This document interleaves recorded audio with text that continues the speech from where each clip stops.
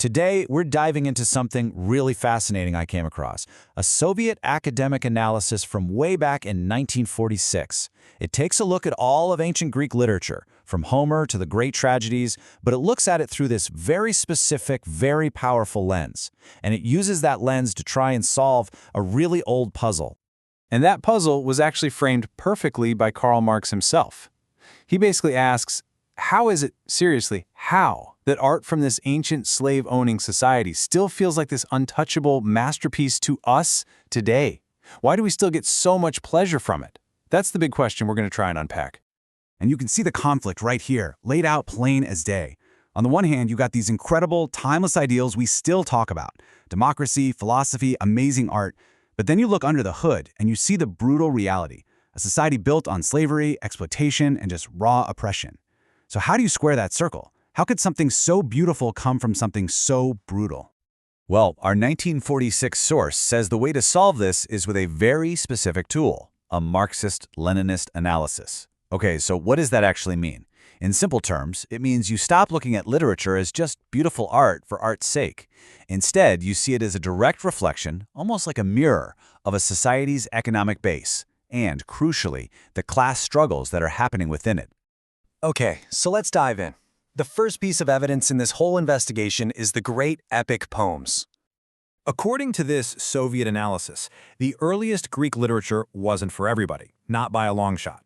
Homer's epics, the Iliad, the Odyssey, with all their focus on glory and honor and these larger-than-life heroes, they were essentially the voice of the ruling class. They were art created to celebrate and prop up the values of the warrior aristocracy. But what's so interesting is that almost right away, a totally different voice shows up in the record. So if Homer was the poet for the aristocrats, celebrating war, then you have Hesiod, who was the poet for the farmers. He's not writing about glorious heroes, he's writing about hard work, about the daily grind, and about the injustice he sees from the corrupt lords running the show. I mean, it's a class clash, right there in the earliest poems we have. And the Soviet source points to this one absolutely stunning moment in the Iliad. Right in the middle of this epic poem about kings and heroes, this common soldier, a guy named Thersites, he just stands up and speaks truth to power. He calls out the king, Agamemnon, for being greedy, while guys like him are doing all the fighting and dying. Now, here's where the interpretation gets really sharp. For the Soviet analysts, this isn't just a minor character having a moment. They argue that Thersites is the very first voice of popular dissent in all of European literature. And what happens next? Odysseus walks over and brutally beats him into silence, and all the other nobles laugh.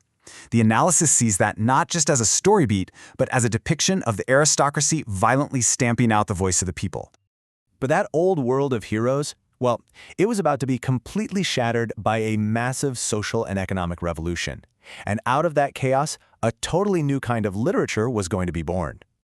Think about it. In the 7th and 6th centuries BCE, everything is changing. Coinage gets invented, which is huge. Trade explodes. The old landowning families start losing their power. And out of all this turmoil, a new figure emerges, the individual, someone who isn't just defined by their family or clan anymore.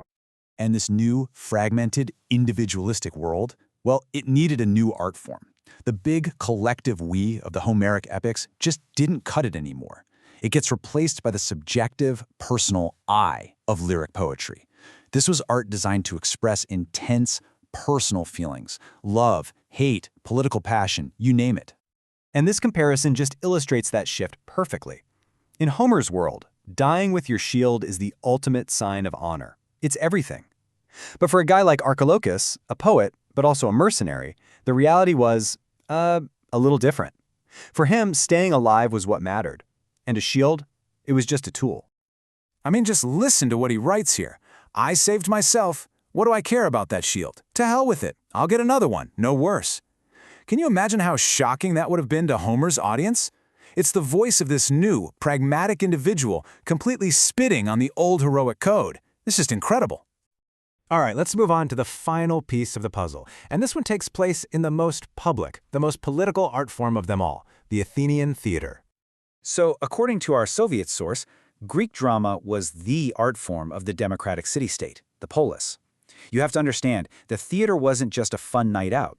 It was a state-sponsored religious and civic duty, a place where the entire city came together to debate its biggest, most urgent problems, all disguised as stories about gods and heroes. And the political messages could be incredibly direct. Take the play The Persians by Aeschylus. Now, he actually fought in the Persian Wars, and in his play, he as a messenger described the Greeks with this one simple line: "They are slaves to no one." This was a clear, powerful, ideological statement. It was a way of saying, we, the free citizens of Athens, are different from the subjects of the Persian king. But the ultimate example of this, for our source, is Aeschylus's famous trilogy, the Orestia. See, the old way of doing justice was the blood feud, this endless, barbaric cycle of clan revenge, kill for kill. But in the play, after Orestes commits a revenge killing, the goddess Athena steps in and creates something brand new, a public court in Athens. And when that court acquits him, it's a huge moment. It symbolizes the triumph of rational, civic justice over primitive, personal vengeance. So you see the point they're making here. Tragedy basically becomes the artistic manifesto of this new democratic legal system. It's the stage where the city-state gets to perform and celebrates its victory over the old, barbaric, tribal way of life.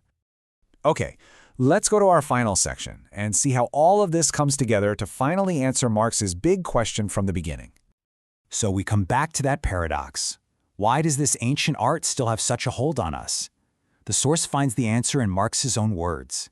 He suggests that we should think of ancient Greece not just as primitive, but as the historic childhood of humanity. So what on earth does he mean by humanity's childhood? Well, the idea is that the specific social conditions of the Greek city-state, they were a unique, one-time only moment in history.